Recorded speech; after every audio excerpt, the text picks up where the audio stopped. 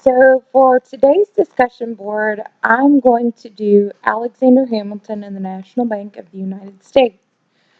So, following the American Revolution, the newly formed United States of America was beset with problems.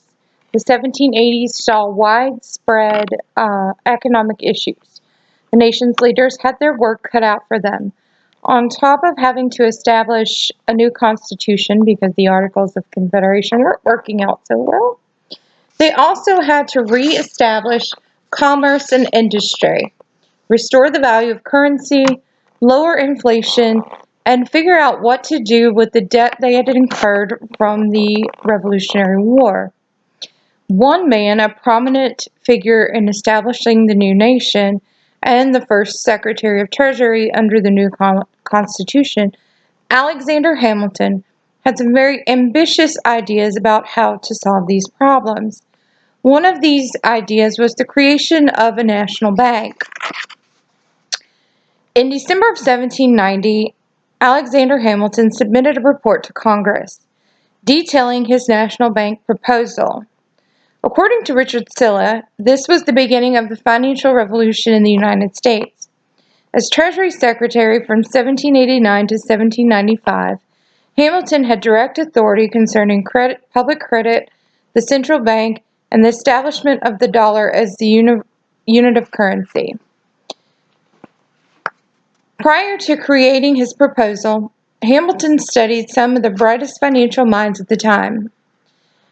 One that he studied in particular was, according to Bradley Todd Dimmitt, was Pelatua Webster, and his dissertation on the Office of the Financier General, 1781. He also examined the history of the Bank of England for guidance in creating a guide for the Bank of America.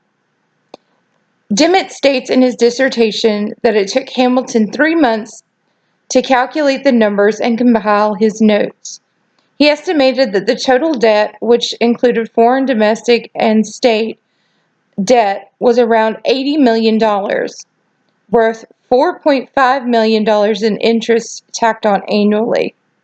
He put his notes and estimates into 2 reports, one of which was entitled A Report on Public Credit. In his first report, he proposed 2 ways of solving America's financial problems, including a plan for national and state debt entitled A Plan for the Payment of National Debt by Means of a National Bank. In his second report, he proposed the creation of the national bank to oversee all transactions and spells out specifically what that means. According to Phil Davies, Hamilton stressed the importance of a quasi-public structure for the bank. It was to serve the national interest but be under the control of private individuals, not government officials. He believed that a national bank must be shielded from public interference. To attach full confidence in to an institution of this nature, it appears to be an essential ingredient in its structure that it should be under a private, not a public direction, under the guidance of individual interest, not of public policy.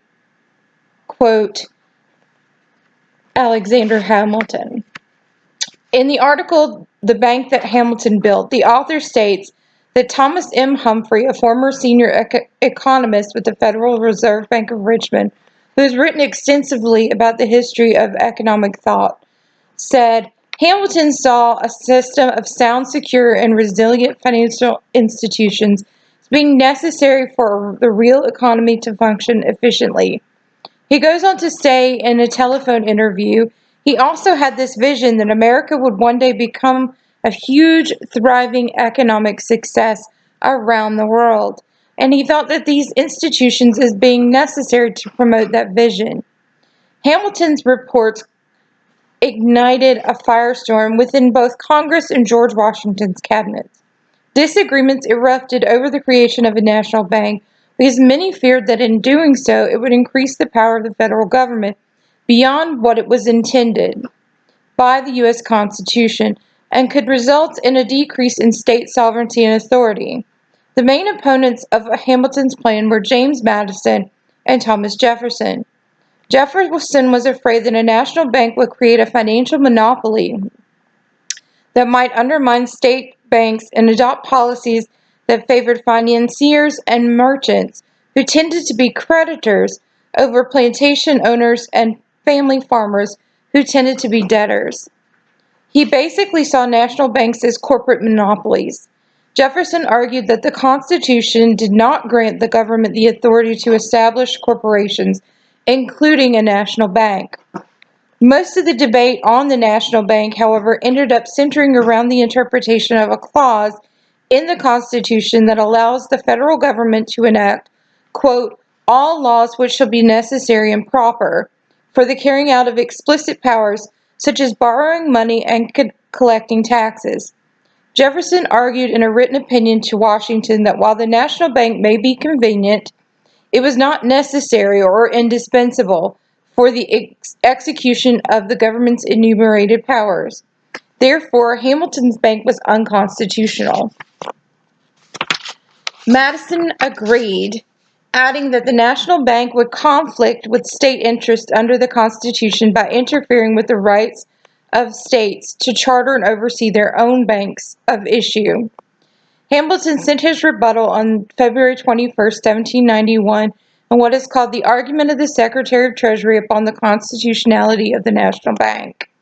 He reiterates his previous statements from his reports, adding that a national bank was necessary to reduce national and state debts, and as such was constitutional and did not pose a risk to state interests. And according to Phil Davies, Hamilton believed that the bank would energize state economies in the agricultural South as well as in the mercantile North. Congress would go on to pass a bill adopting Hamilton's proposal. It lay on Washington's desk awaiting a signature. Washington, having been persuaded by Jefferson, considered vetoing the bill. But Hamilton sent Washington a 15,000-word manifesto articulating what would eventually become known as the Implied Powers Doctrine. Hamilton asserted that, quote, every power vested in a government is in its nature sovereign, and includes by force of the term a right to employ all means requisite and fairly applicable to the attainment of the ends of such power. Due to Hamilton's impassioned manifesto, Washington was persuaded to sign the bill into law on February 25, 1791, an act that incorporated the Bank of the United States. As a result, by 1795, public credit was established and thriving. The federal government had a surplus. At the same time, the bank had established 5 offices in cities in different states. The United States thus had nationwide branch banking. The United States also had a national currency, the U.S. dollar. The new dollar became the nation's monetary base, according to Richard Silva, into which paper currency would be issued by the banks and not the state government. That is my discussion board for this week. Thank you very much.